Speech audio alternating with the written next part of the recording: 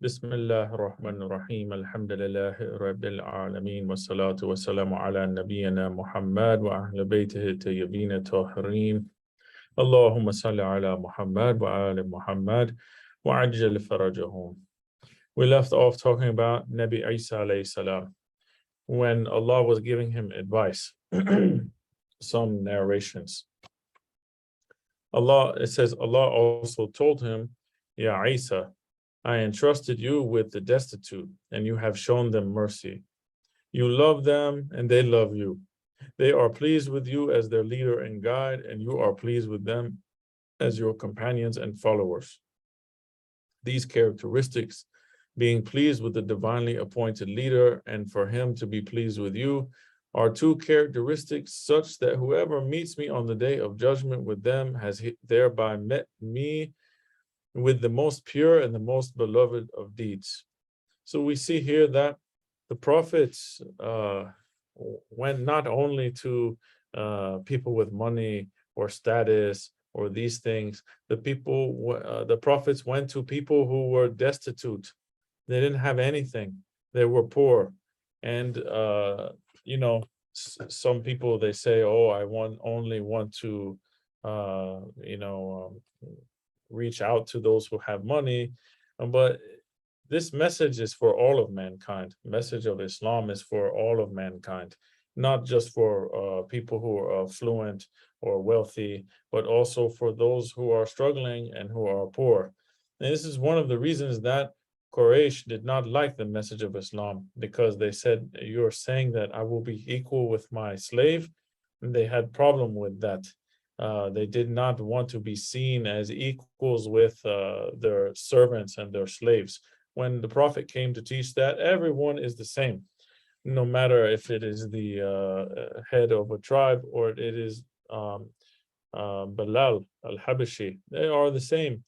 The one who is better in the sight of Allah subhanahu wa ta'ala is the one who has taqwa, fear of Allah subhanahu wa ta'ala, by guarding their self and becoming closer to Allah. It doesn't matter race or ethnicity or money or wealth or status. None of these things matter. The thing that matters is that we are close to Allah subhanahu wa ta'ala. Allah also told him, Ya Isa, I urge you to follow the path of your predecessors so that you join their ranks. Say, O brother of the warners, to your people, do not enter any of my houses of worship except with a pure heart, blameless hands, lowered gazes, for I shall not hear the prayer of one who supplicates to me if even one of my servants has a claim against him. And I shall not answer his prayer if I have a right upon him that he has left unfulfilled.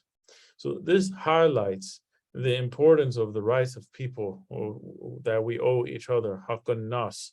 So if we are harming other people, doing all sorts of wrong to other people, but then we go to Hosseiniya, Markaz, Masjid, whatever, and we act like we have done nothing wrong and there is no problem, how do we expect Allah to answer us on day of judgment if we are always cheating people and we are trampling the rights of other people, oppressing people, shunning people away from places, and all sort of things, backbiting people, doing all sort of haram against people. And then we ask Allah subhanahu wa ta'ala, Ya Allah, I ask you for this and help and such. How can we expect Allah to answer our prayer when we are doing so much haram to everyone? First, we need to fix ourselves. We need to ask Allah to help us, ask Allah for tawbah, for forgiveness, and a way to rectify our deeds with the people, settle those things with people. Even if it's difficult, we have to be the bigger man, and we have to seek forgiveness from the people, and we have to fulfill the missing rights that we owe them.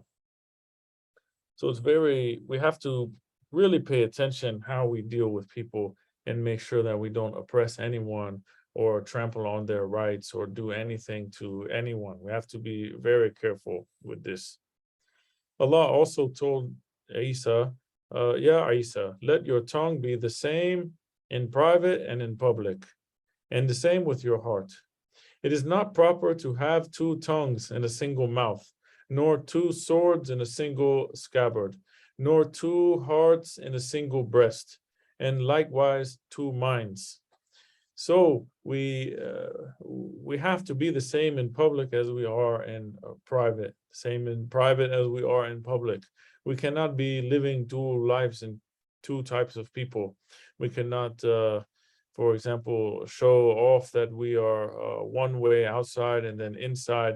Like, for example, someone goes to center and they say that, oh, I'm a good member of community and I do this and I do that and I help in the center and this and that thing.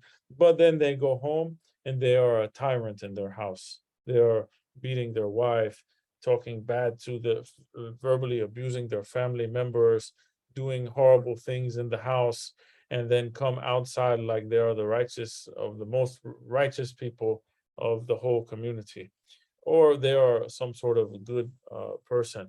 They need to. We cannot be living two lives in this way. Allah also told him, Ya Isa, let your tongue. Okay, we read this one.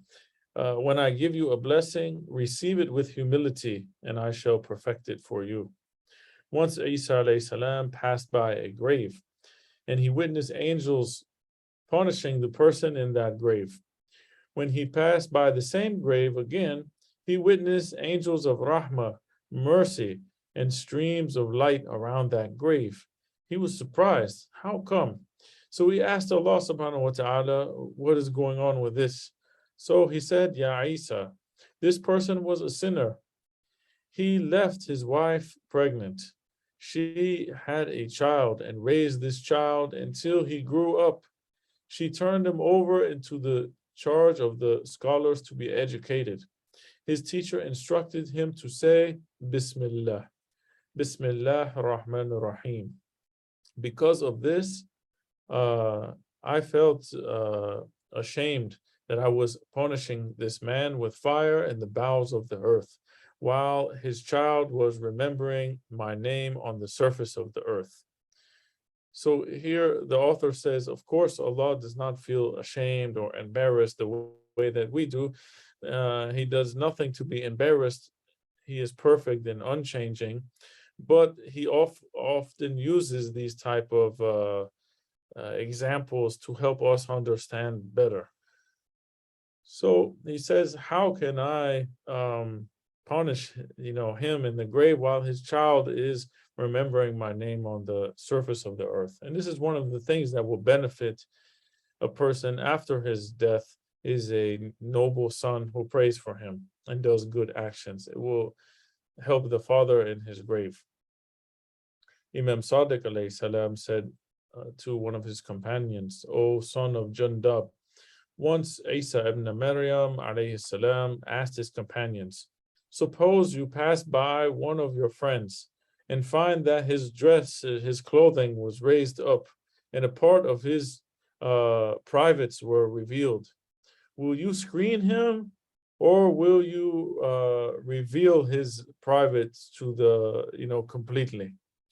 They said, no, we will cover him. If our friend is private, is exposed, we will cover him and make sure no one sees.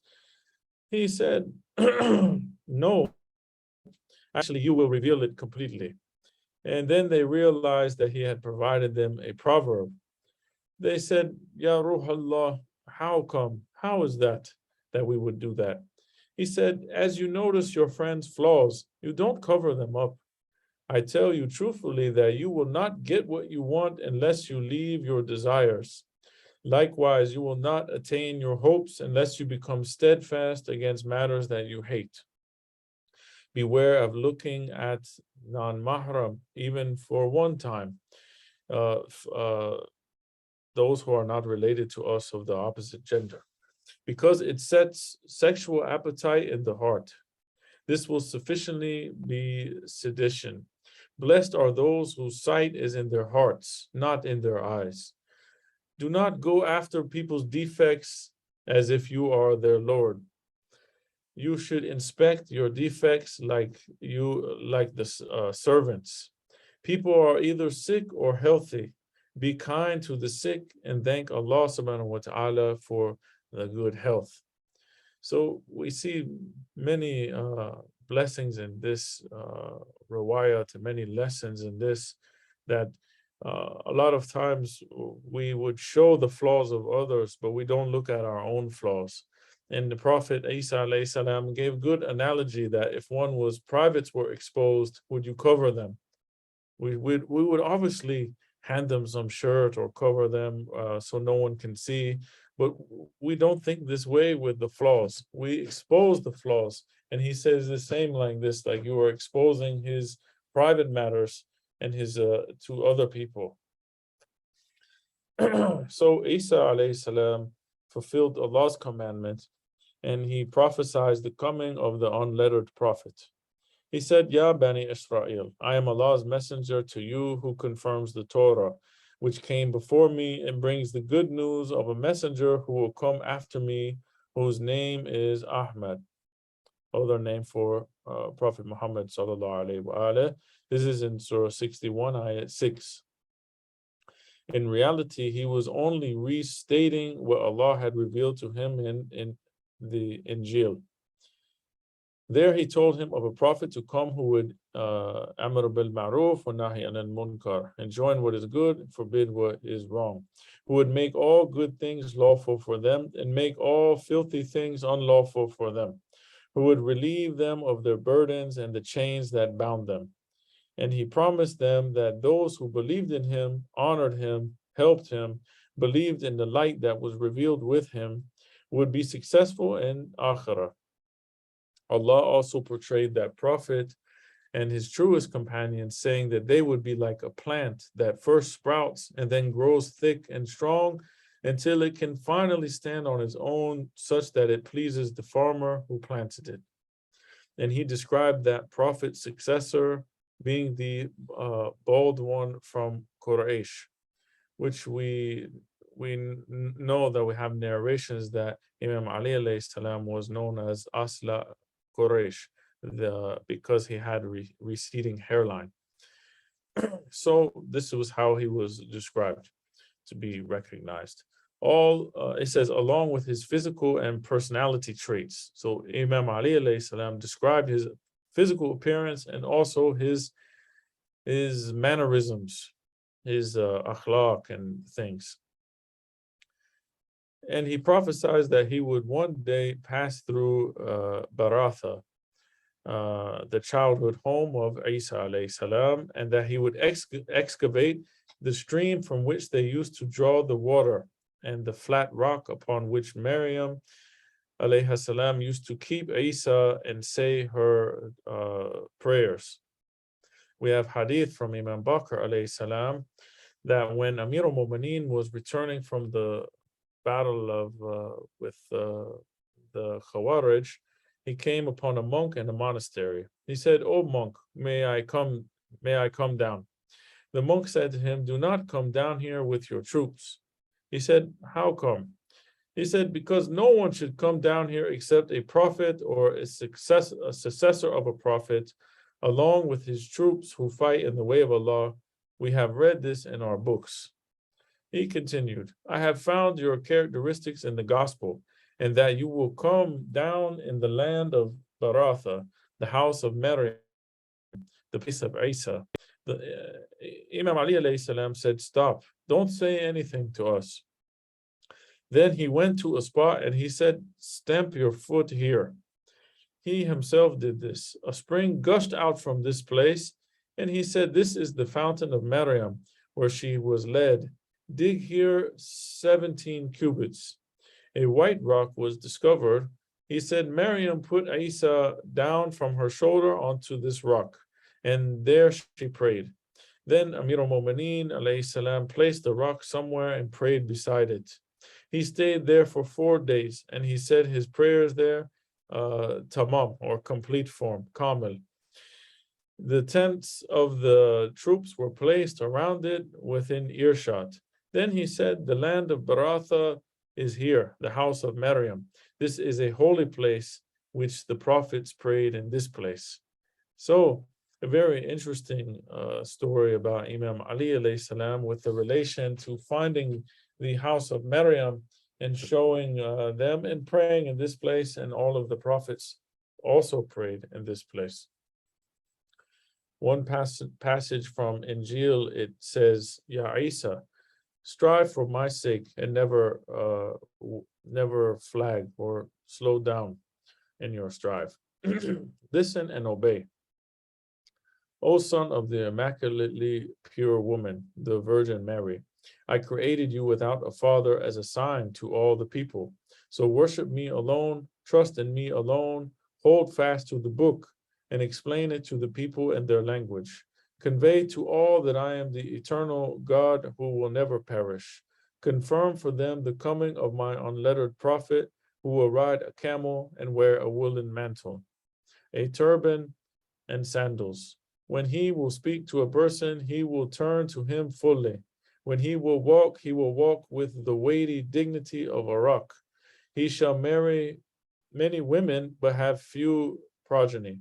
His progeny shall issue from a blessed woman, Fatima, who shall be with your mother in paradise. She will have 2 children who will be martyred. His book will be the Quran, and his religion will be Islam. For those who met him, listen obediently to him and fight alongside him. There is Tuba. When Isa read this, he asked, Ya Rab, what is Tuba? Allah replied, it is a tree in Jannah, beside which flows a stream. Anyone who drinks from this will never be thirsty again. Isa alayhi salam says, please, I want to have a sip from this river, this stream. He said, no, Isa, that stream is prohibited for all the prophets until that prophet drinks from that stream. And that garden is forbidden for all nations until that prophet's nation enters it. I will raise you up before long and then send you back to earth at the end of time so that you can see the wonders of that nation of Prophet Muhammad sallallahu alaihi wasallam and aid them against the cursed Dajjal. And I shall send you down at the time of prayer so that you can pray with them. They are a nation to whom I will show mercy to them. We see that from narrations that Nabi Isa alayhi salam will descend while Imam Mahdi ajallah ta'ala farajahu sharif has made his appearance. And then the time of Salat will come and they will offer Isa to pray. Isa will say, how can I pray while the son of the messenger of Allah is amongst us? And he will pray behind Imam Zaman ajallah ta'ala farajahu sharif, and he will aid him in his path.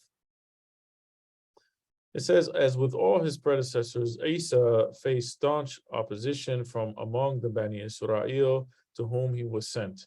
The faithless amongst them said, this is nothing but magic. He needed to distinguish between his supporters and his enemies. So he asked them, who will be my helpers in the path of Allah? A group of Bani Israel, they did believe in him, and a group they didn't believe in him. Like every prophet, there was some who believed and some who didn't believe. There were 12 men that supported him with yaqeen, or deep conviction. They told him, we will be your helpers in this path to Allah. We believe in Allah and ask you to testify that we have submitted. They knew that Isa was a prophet and was a witness over his people, and that he would be called by Allah to testify for and against people, depending on whether or not they accepted his call. After asking him to testify for them, they turned to address Allah subhanahu wa ta'ala and said, Ya Rab, we believe in all that you have sent down, and we follow your messenger, so record us amongst those who testify that he fulfilled his duty.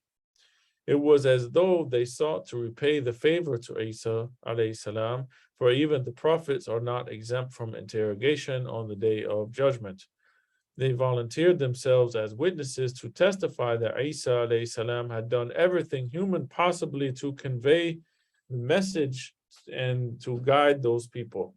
So these 12 came to be known as Hawariyun, or the disciples, attribute to their own purity and their mission to purify others of filth of sin by admonishing and reminding them.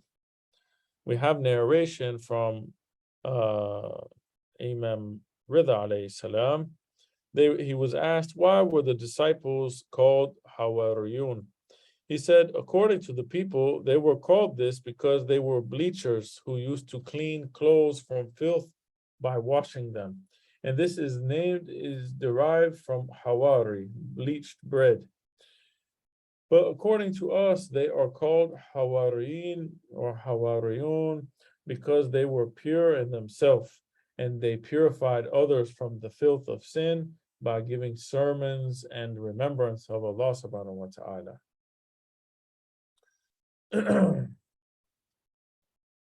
Let's see. Yes, this is also narration, another narration about this, which is the same narration is mentioned in Uyun al-Akbar Rida by Sheikh Saduq, also in Al-Kafi, in the commentary of Al-Kafi.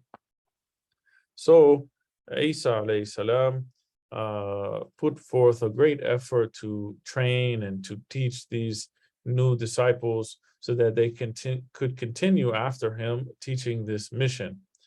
All the prophets, they prepared their successor to lead them after them. They didn't leave them empty-handed. They don't leave it like how other sects of Islam think that they just worked hard for all these years and then in the end they just say whatever and just leave it. No, whenever you working on something, even someone is working on a project, they make sure to select someone that they think is capable of handling that project. They train them, they tell them what they need to know and say, okay, I'm moving on and you can take it from here. And I trust that you will uphold the mission and the project. And they just don't say, okay, I'm going to leave it and let it fall to whatever chance, you know. So he trained them, taught them. He would take them with him whenever he went, and they would draw lessons from the world around them. One time they were walking along the coast of the sea, and each person had his own food with him. So Isa alayhi salam took a small loaf of bread, which is part of his ration for his journey, and he threw it into the water. When the disciples saw this, they were like, why did you do that? He said, I did this so the creatures of the sea can eat it. If you've been on a boat, you know that if you throw the water over, that you will see all of the fish attacking that bread. If you throw the bread over, what I mean to say, if you throw the bread over into the water, you will see all the fish attacking that bread and eating that bread. So Isa said that I did this so the creatures of the sea could eat. The reward for such an act before Allah subhanahu wa ta'ala is so great.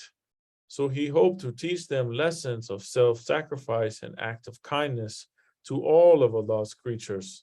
So we should think about feeding the animals. Often we throw our leftovers away, but we don't think of placing it outside for the animals to eat. If you have animals in your area, then the food can be placed outside for them. I know some places in America is dangerous. For example, where we were in Virginia or either West Virginia, Tennessee, they have bears. And the bears, they tell you don't leave the food outside. This could be a problem. But I'm saying like dogs and cats and other things, raccoons or something, we can feed them. Or you can take the leftover bread to the pond, for example, and feed it to the birds and to the fish. And this helps us to prevent being wasteful and also earns us a lot of divine reward. A lot of time in America, don't see a lot of stray animals, but sometimes they do have some or some other squirrels or raccoons or something we can feed, or birds or something like this. But here in Turkey, there are hundreds, if not thousands of cats, probably tens of thousands of cats and dogs just walking around. They're not bothering anyone, but they're communal animals and people take care of them and feed them. And it's a way to get reward And also, you're not being wasteful. We can give them the bones or the leftover food and let them eat from those. Imam Hussein alayhi salam said that he saw a slave eating a morsel of food, and then he gave a morsel of food to the dog that was near him. The Imam asked the servant or the slave, why was he feeding that dog? So the slave replied, because the slave doesn't have much, and he's taking what little he has, which is probably not enough for him, and he's giving it to a dog. Says, why are you doing that? So he said that I feel ashamed to eat in front of the dog without feeding him. He is one of Allah's creatures. He deserves to eat. So the Imam asked the slave to wait until he came back. So he went to the slave's owner, the master, and he bought the slave and the piece of land on which he worked for his master. Then he freed the slave. Thus, the slave achieved his freedom as well as becoming the owner of a piece of land that he worked on due to his kindness to a dog, an animal. Subhanallah. He was kind to a creature of Allah out of the compassion of his heart that this is also a creature of Allah and I don't want to see him suffer, so I will feed him. And look how Allah rewarded him, gave him his freedom, gave him land, all because of this act of kindness towards an animal.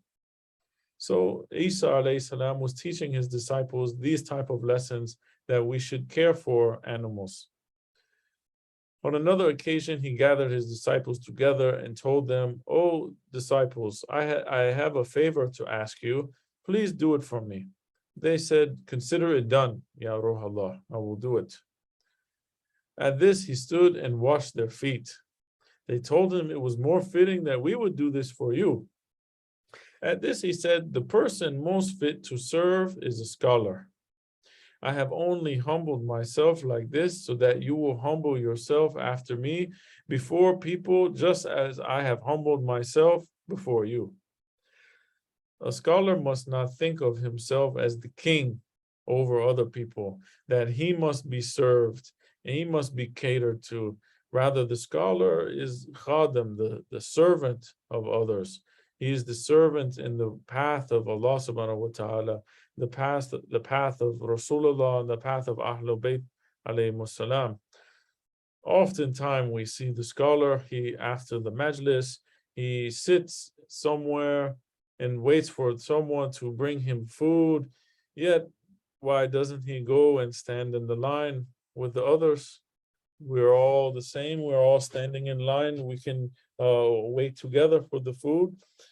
We should not expect, as being a scholar, they should not expect some sort of special treatment to be meted out just because of their position or their status, and think that they deserve this and they are entitled to this type of treatment.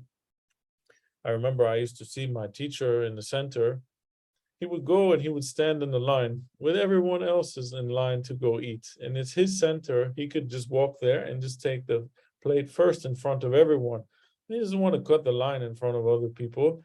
He waits in line with everyone else and talks to people while he's in line. And this is the way that we should do this. We should be humble and be serving other people, not looking for people to serve us as scholars. Then Isa alayhi salam, he said, wisdom is imparted through humility, not through pride. Just as plants, they grow in the soft soil, not in the rocky soil. One of my teachers told me that knowledge is like a tree. The more the fruits grow, the more the branches should lower down to the earth, so the people can take them easily and enjoy them and eat them and benefit from them. Knowledge should humble us and bring us lower down toward it should make us more humble toward the people in order for them to benefit from us and benefit from the knowledge. It should not be like the tree who just stands straight and the people cannot benefit and it is upright. We should lower our wing in humility, as the Quran says, towards other people. So we should always be humble towards other people, always be servants of other believers, and we should not look at ourselves as someone who is proud, arrogant, entitled, or think that they are the king of the center and the king of the Muslim Ummah and the king of the community and these things. One of the disciples asked him, Ya Ruh Allah, whose company should we keep? He replied, he whose outward aspect reminds you of Allah, whose speech increases your knowledge, and whose actions make you desirous of the hereafter. From this narration, we learn that when we are acquiring friends, we should look for the quality of having a friend who will remind you of Allah, the religion, and akhirah, the hereafter. This is very important because when you have a God-conscious friend, they will remind you if any one of them gets distracted by something which is against the religion, or someone starts to drift off from the path, they will remind them and they will bring them back to the path, inshallah. Sometimes we are on Sirat al-Mustaqim, but sometimes the people are swerving. They need someone, a good friend will pull them back to the path. We can also see this from another narration from Rasulullah sallallahu alaihi wasallam that he says, the best friends are those who help you when you mention a matter and they remind you when you forget. Second thing we can learn from this narration is that we should look for friends who like to discuss beneficial things, which will increase our knowledge about the religion, life, and other fields of knowledge. So we should strive to acquire friends who like to talk about meaningful things, rather than gossip or other useless matters that don't benefit us at all and just waste our time. The third thing we can benefit from this narration is that we should befriend those whose actions and good deeds inspire us to be better people, inspire us to work towards securing our hereafter. Rasulullah sallallahu alaihi wasallam said in regard to the friendship, anyone who becomes friends with others for the sake of Allah will attain a rank in Jannah, in the paradise. So from this, we see that a key quality for seeking friendship is becoming friends for the right reasons. People usually become friends based on some sort of benefit that they will attain from the other person, whether it's materialistic, political affiliation, status, wealth, etc., these things. These are all superficial. They are useless things. They will fade away. And they are not a good, solid foundation that a friendship should be built upon, a true, real friendship. Friendship should be based on sincerity. Friendship should be based on the mutual love of Allah subhanahu wa ta'ala, His Messenger sallallahu alayhi wa alayhi, and Ahlul Bayt alayhi salam. So we learn this about who to acquire as friends, that Isa alayhi salam was asked about that. Whose company should they keep? The one who reminds you of Allah, the one whose speech increases your knowledge, and the one whose actions make you strive for the hereafter. You see how pious they are, and you say, I want to be like them. They are a role model for me. I hope I can do good like this person is doing. And they encourage you to do good for the sake of Allah. May Allah subhanahu wa ta'ala bless us with these type of good friends and keep the bad friends away from us. Sallu ala Muhammad wa ala Muhammad. Allahumma salli ala Muhammad wa ala Muhammad wa ajil farajahum. اللهم صل على محمد